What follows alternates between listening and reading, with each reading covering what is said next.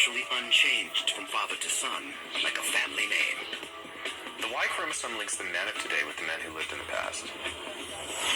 This tiny piece of DNA allows us to travel back in time through humanity's history. These days, we use DNA to test whether a man is the biological father of a child. Could it really link the billions of men alive today back to one ancestor? Wells believes the answer is yes. That the Y chromosome can trace the origins of men from all over the world. From Africa to America, all the branches on the tree join up in one trunk. The Y chromosome links men today back to their common ancestors. The key is to reveal super ancestors, men who left their genetic imprint on huge numbers. They're like branching points, where vast sections of the tree come together in a single man. Geneticists can trace them further and further back down the tree to the ultimate super ancestor, scientific Adam. Our search starts in an unlikely place. With the super ancestor who passed his DNA to millions. He left such a vast legacy, Wells thinks he can trace it in a bar in San Francisco. The Bayview Boat Club is a watering hole for a group of Mongolian immigrants. These men have an outrageous claim. They think they're descendant from the great Mongol emperor, Genghis Khan. So how many people in Mongolia really believe that they're related to Genghis Khan? Every single person. Every single person. There are 10 million people living. It seems preposterous, as if everyone in America believed they were descended from George Washington. But if there's any truth to their claim, these men will link back to a common ancestor who lived generations ago. The first step on our journey back toward Adam. So you guys interested in finding out if you could be related to Genghis Khan himself? Yeah, let's go. Okay, and then I'll pass. Tapping the power of DNA starts with a basic tool. Sterile, by the way, which is kind of like a glorified toothbrush. Pull it out of the container. Just like that. Just a few cheek cells, and Wells can unlock secrets from our genetic past. With a simple swipe, Wells hopes to trace these men all the way back to a famous warrior who lived 800 years ago, and thousands of miles away.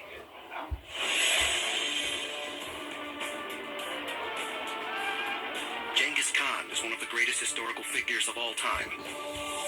8 centuries ago, he ruled one of the largest empires the world has ever seen. What are the chances that a couple of guys in a San Francisco bar could be related to such an extraordinary man?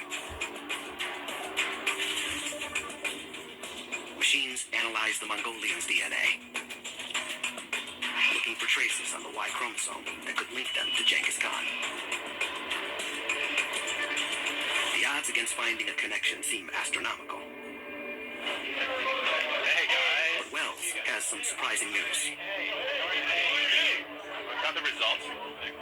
He's found evidence that 2 of these men are related to Genghis Khan. These are your results. Saren George Dembarau. And Bator Tumar. All right. What makes Wells think that these men link back to Genghis Khan himself? He's never met them before. He doesn't have their family trees. And he doesn't have Genghis Khan's DNA. All the way back. But Wells believes the Y chromosome can confirm the link. Most of the time, the Y chromosome is passed unchanged from father to son, like a last name. But sometimes little differences creep in. Like the spelling of a family name changing over time. Every so often, a harmless mutation appears on one man's Y chromosome. All his sons inherit that mutation. And all their sons. It marks all descendants like a brand. That's how Wells found that 16 million men are cousins. Their Y chromosomes all show the same mutations. That means they're all descended from one single man, a Central Asian super ancestor. But who was he? Wells and other genetic detectives piece together the clues. The mutations cluster around one place, Mongolia. They trace to almost 1,000 years ago. Scientists believe he must have been a man of power, who had many sons to pass on his family line. The clues all point to one man, Genghis Khan. The evidence is circumstantial, but compelling. Khan's empire stretched from Kazakhstan to Korea. He ruled a dynasty that lasted generations. His sons and their sons had the power and position to spread his Y chromosome. As his armies swept through Central Asia, they cut down their enemies, and often, it said, took their women. The result?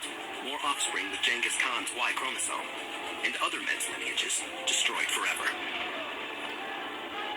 Genghis Khan's DNA is buried with him in an unknown grave, but his Y chromosome mutations survive in his descendants today. The research shows the Y chromosome can take us back hundreds of years. But to find scientific Adam, we must trace a man from our very beginning who fathered not millions, but billions. As people move from place to place, they often end up far from where their lineage began. Our family tree is becoming tangled at the top. Tracing family lines is getting harder and harder. There's only one way to clear away the tangles. Analyze Y chromosomes from people who still live in the land of their forefathers. To get a clearer picture of our family tree, Wells is leading a research project with the National Geographic Society and IBM. It's called the Genographic Project. It's a massive undertaking. It will take years. But when he's done, Wells will be able to tell where anyone in the world comes from. Wells and his colleagues have crisscrossed the globe in search of DNA samples, from Aborigines in Australia to tribesmen in South America. They've journeyed from Central Asia to South Africa to Siberia. With the same techniques used on Genghis Khan, Wells can link this mutation to another critical common ancestor. He's known as M9. He lived around 40,000 years ago. Wells' research suggests this one man could be the forefather of half of all men alive. We're getting closer to Adam. But Wells knows there are some men who do not have the M9 mutation. To identify the common ancestor of all men, he must take us deeper down the tree. But where does he go next? There are clues from beyond the world of genetics. It's evidence you can touch. Evidence from bones. Before the powerful new tools of DNA, our picture of humanity's past came almost entirely from fossils. But that picture is incomplete. The oldest human fossils come from Africa, dating back millions of years. But ancient remains have been found at other sites far away. The Middle East has produced early human fossils. And pre-human remains have been found in Asia. Fossil evidence points to 3 regions that could be the birthplace of humankind: Asia, the Middle East, and Africa. Can DNA resolve which one gave birth to scientific Adam?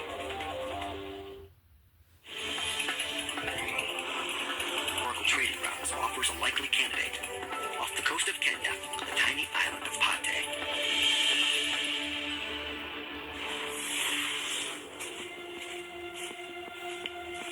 A mysterious place, with clues that seem out of place in Africa. Curious ruins. It's the main mosque. It was painted black. Still see it. Monuments that might be Islamic. Tombs that look almost Chinese. Even the faces suggest an intriguing mix. Some have the lighter skin tone of Europeans. Some could be Arabs. Others have eyes that look Asian. For centuries, traders have come here from all over the old world. From Europe, the Middle East, maybe even from China. Jumbo. Jumbo. Jumbo.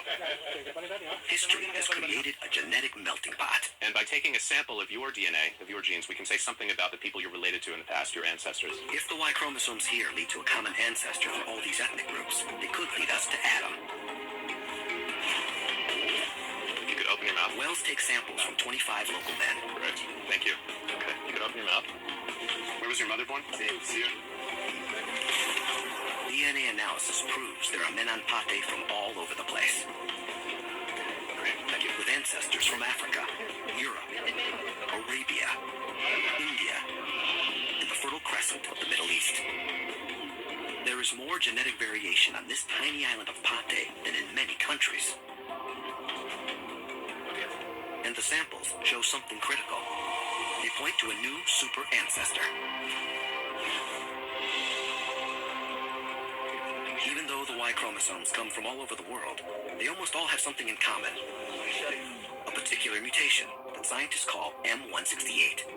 In fact, men all over the planet share this mutation. Genghis Khan and the San Francisco Mongolians have it. Thomas Jefferson has it. Wells himself has it. Nearly 3 billion men share this mutation. And it means they're all descended from one man. It's a staggering thought. Genghis Khan could have fathered millions, but the man who first had this genetic mutation had billions of descendants. We're near the bottom of the tree. Could this man, M168, be Adam? There's only one problem. On the Kenyan island of Pate, Spencer Wells found one man who doesn't fit. His Y chromosome doesn't have the critical mutation. It's a crucial clue. And he's not the only one. There are others who are not descended from M168. So he can't be Adam. M168 is far down the tree, but not its base. And the Y chromosome from the odd man out on Pate gives us the final piece of our puzzle. The man's lineage originates in East or South Africa. Comparing this Y chromosome to thousands of men from all over the world reveals a critical discovery.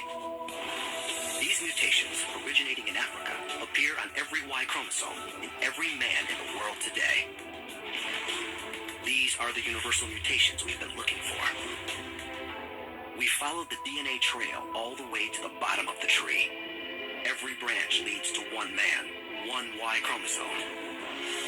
There must have been one man who gave rise to all men alive today. He is the ultimate super ancestor. He is Scientific Adam. One of his descendants was M168. He was the forefather of the ancient Middle Eastern ancestor of Thomas Jefferson. He gave rise to Genghis Khan's Y chromosome. In fact, all the Y chromosomes in the world trace back to this one African man. He is Scientific Adam.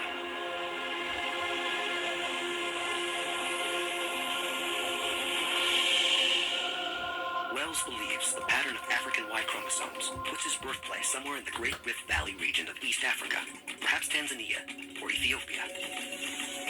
He thinks this is Scientific Adam's homeland, his Garden of Eden. Genetics can date the ancient Y chromosome mutations to calculate the age of Scientific Adam. Wells believes he was born around 60,000 years ago. It sounds ancient, but it means our search for a common ancestor has not led us all the way back to a time of ape men, or even to primitive beings like Homo erectus. Compared to the billions of years of human evolution, we've found Adam in the recent past. The critical discoveries of where and when Adam lived prove he could not have looked like this. In East Africa is a little-known tribe called the Hadzabe. Spencer, Bono. Their DNA links them almost straight back to Adam. They give us a glimpse into his world. Mutations on the Y chromosome show that Scientific Adam was born around 60,000 years ago. An extraordinary time in human history, a time of crisis. Scientists believe humans were on the brink of extinction. The entire population may have fallen to no more than a couple of thousand. But from this moment of peril, humans begin an astonishing rise. For the first time, art appears. Tools become much more advanced. This new energy and innovation would enable our species to conquer the planet. Something critical had changed in human nature. What triggered it is a puzzle. Yet it seems to come just after Adam. As people, the Hadzabe are as modern as any of us. But as a society, they've chosen to retain the lifestyle of the earliest modern humans, the lifestyle of Adam. The Hadzabe are hunter-gatherers. Survival in this environment is an extraordinary challenge. They rely on the kind of ingenuity that Wells believes could have originated with Adam himself. It could almost be Adam's clan preparing for the hunt. The Hadzabe have figured out a way to turn local trees into lethal weaponry. The bows are strong, but flexible. Fire straightens the arrow shafts. They look simple, but when they appear, they were revolutionary. Weapons that kill at a distance. Deadly accurate. New Aussie Super Serum. The Hadzabe set out, just as Adam and his sons may have done, to pit their weapons and their brains against their prey.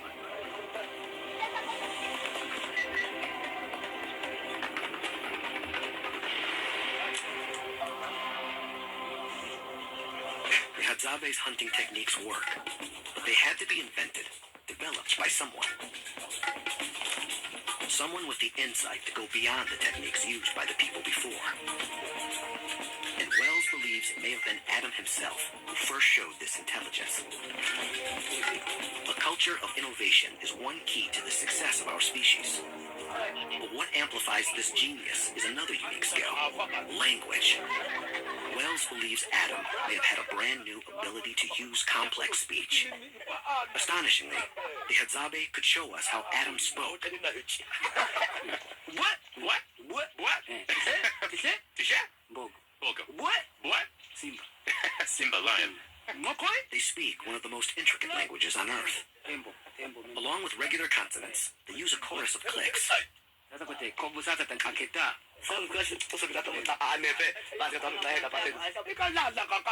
Their speech is far more complicated than most modern languages, and that suggests it's been around for much longer. English has around 30 different sounds. Click languages can have over 100. Scientists believe that when humans first began to speak, they may have used clicks like these. We could be listening to Adam himself. Bushman is the only family which has clicks. Those kinds of sounds. None of the other world's language families have these sounds, so this is really what makes Bushman languages different from all of the other world's languages. There's a reasonable hypothesis that these clicks are, in fact, ancestral sounds which have been lost in all of the other world's languages, probably lost just once in Africa, and then the group which lost these clicks left Africa and spread throughout the entire world. In every detectable archaeological respect, meaning the manufacture of art, the widespread use of materials like bone and ivory and shell, the burial of the dead with ceremony or with ritual.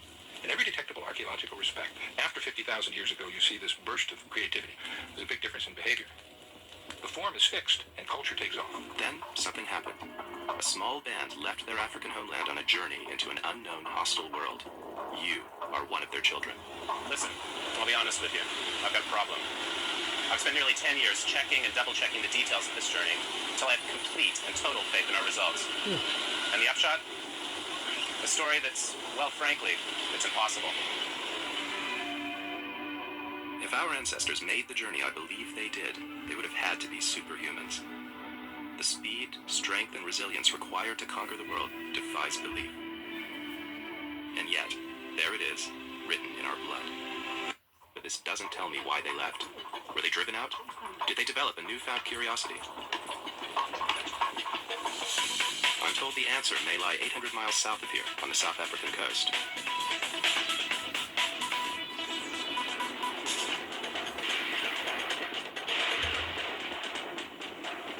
Now this is a cave with a mysterious past. Long before the Quantum Leap, this natural shelter was a home for humans. Then they suddenly vanished. Why? I asked Royden Yates, an archaeologist from the University of Cape Town, to describe them to me. That's the lower jaw. What's important is the presence of a chin. So this is somebody who would not be very different in appearance to any human being living today. Dress them in a suit, stick them in an office, can tell the difference. Absolutely, nobody would give them a second glance. You find blade-like pieces, And these would have been chipped off a core. That's right. Central piece of stone. That's right. Chop up a bit on the And end. then you find over here other pieces which have a natural point. Now, better developed examples such as this could be used as a tip to give you a block of quartz and a hammerstone. I challenge you to produce a flake form like that. The dating that we have shows that Middle Stone Age people were not in this shelter after 50,000 years ago. Something clearly happened there then. Something clearly happened there.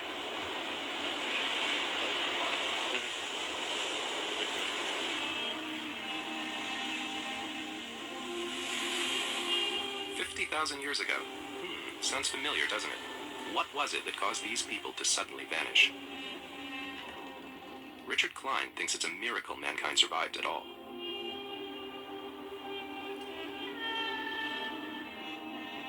It's extremely difficult to find archaeological sites that date between 60 and 30,000 years ago. Animal and plant populations crashed and human populations would follow. So it's not that there weren't people there, say in southern Africa between 60 and 30,000 years ago, but there were so few of them that they have virtually no archaeological visibility. Julia Lee Thorpe, a paleoclimatologist from the University of Cape Town, explained how the drought would have caused a dramatic drop in sea levels, leaving this cave high and dry. There was a very sharp drop in temperature around 72,000 years ago. And at that point, the sea would have receded quite rapidly from the site. So the site would have changed to a different kind of place. What would these changes have been? Well, the sea was retreating and eventually retreated to about 40 kilometers away. So this place would have become an inland site.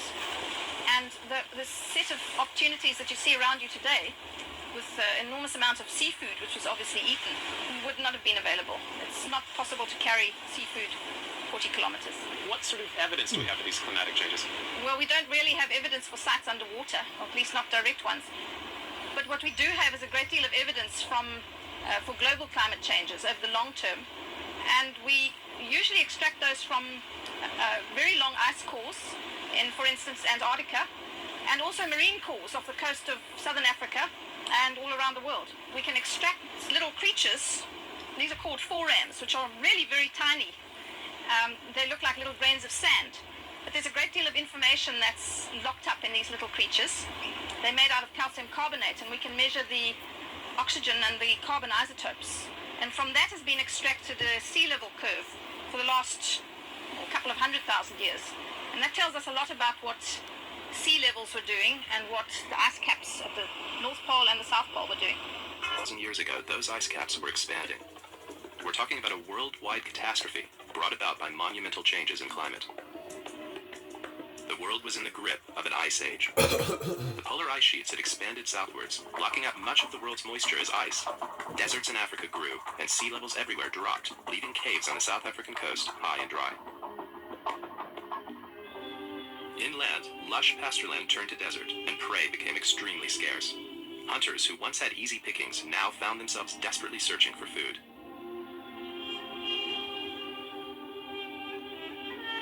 Humanity was on the verge of extinction. Miraculously, some were thrown a lifeline, that quantum leap in thinking, which meant a small band could now think the unthinkable and leave Africa forever. Where did the next human remains outside of Africa turn up? The Middle East? Europe? India? No. Australia.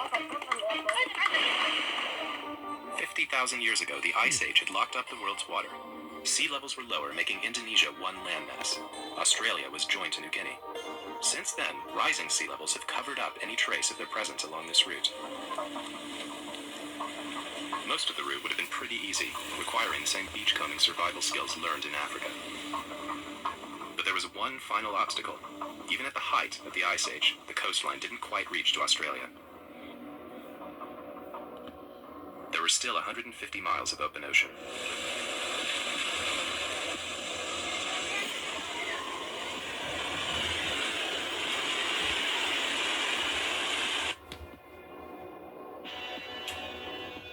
A pivotal moment in our history. The quantum leap in our thinking strikes again. Modern man's ability to imagine a world beyond his horizons had taken him to the other side of the world.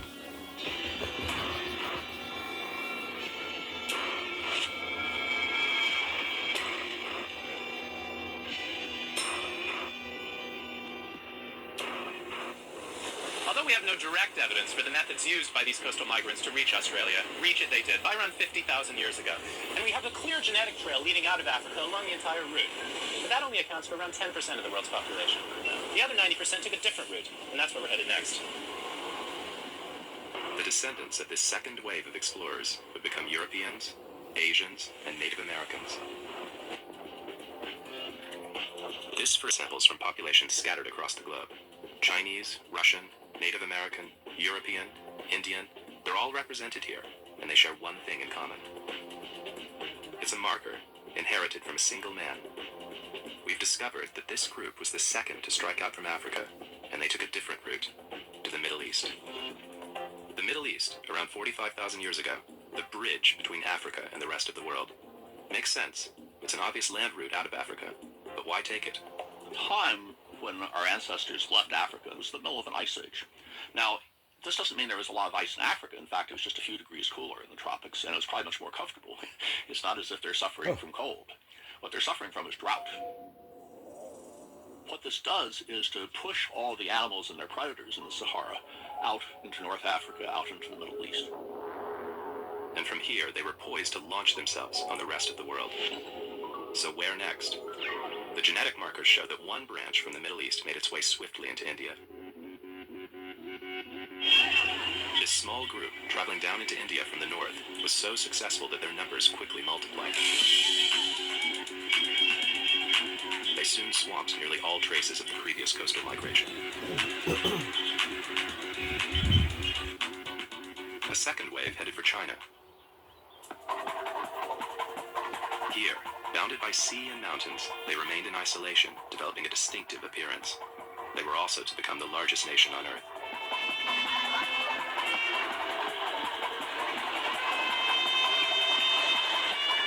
But the genetics reveal more.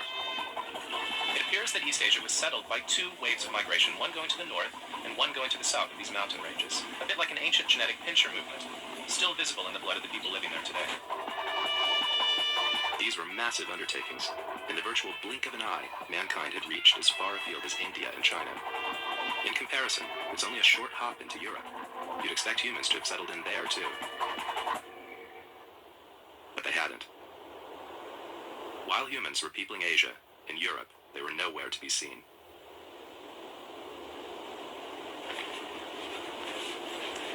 I've always had a particular interest in this part of the world. The story gets a little more personal here, because although I'm American, my ancestors originally came from Northern Europe. But how far back can we trace that ancestry? And in particular, who were the first Europeans? The archaeology tells us that it took them nearly 10,000 years to get here from the Middle East. I've always wondered why. It turns out the answer lies underground. This is Pech Merle, an enormous system of subterranean caves and tunnels in southern France. And home to a breathtaking array of priceless artwork. The artists were my own ancient ancestors, the first Europeans, also known as the Cro-Magnon people. Could these paintings be clues to their journey here? If anyone can help me work this out, it's archaeologist Michel Lorblanchet. He's made a lifelong study of these prehistoric painters. He explained that these ancient Europeans were the first cavemen with an artistic side. This is the first time that man draw in caves with beautiful animal drawings. This is the first time. Why do you think it begins at that time? Why? Big question. I believe that at this time, Cro-Magnon was arriving. He was a newcomer arriving in this area, and he discovered the cave first. And the cave became sort of sanctuary.